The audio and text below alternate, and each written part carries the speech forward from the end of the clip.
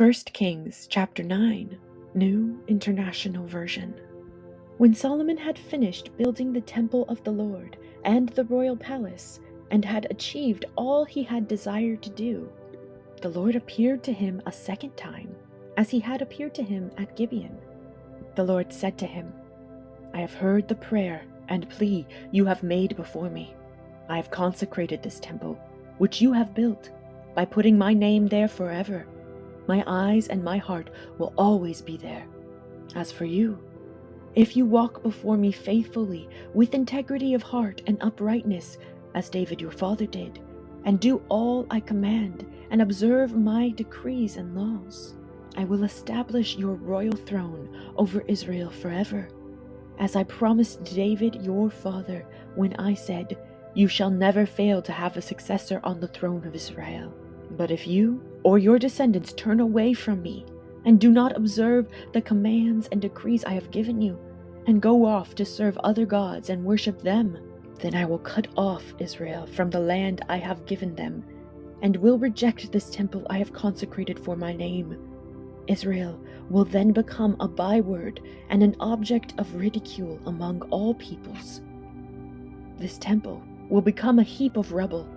All who pass by will be appalled and will scoff and say, 'Why has the Lord done such a thing to this land and to this temple?' People will answer, 'Because they have forsaken the Lord their God, who brought their ancestors out of Egypt, and have embraced other gods, worshipping and serving them.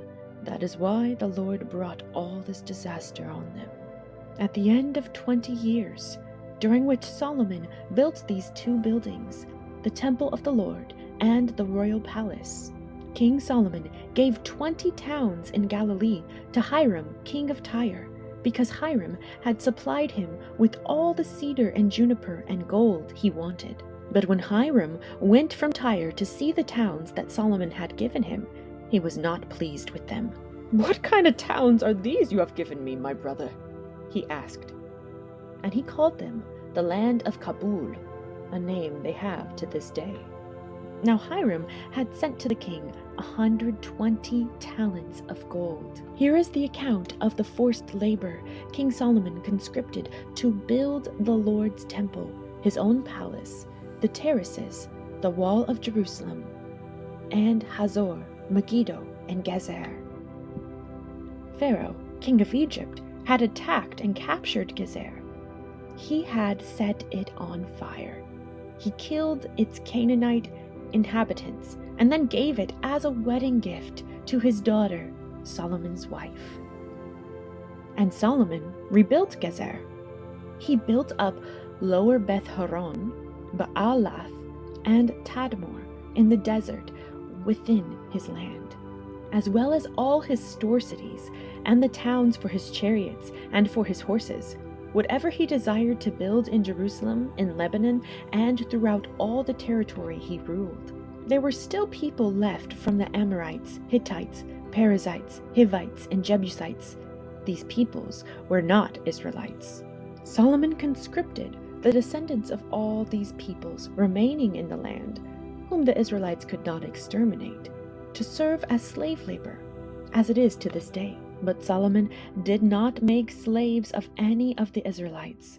They were his fighting men, his government officials, his officers, his captains, and the commanders of his chariots and charioteers.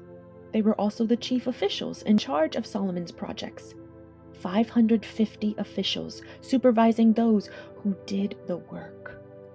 After Pharaoh's daughter had come up from the city of David to the palace Solomon had built for her, he constructed the terraces. 3 times a year, Solomon sacrificed burnt offerings and fellowship offerings on the altar he had built for the Lord, burning incense before the Lord along with them, and so fulfilled the temple obligations.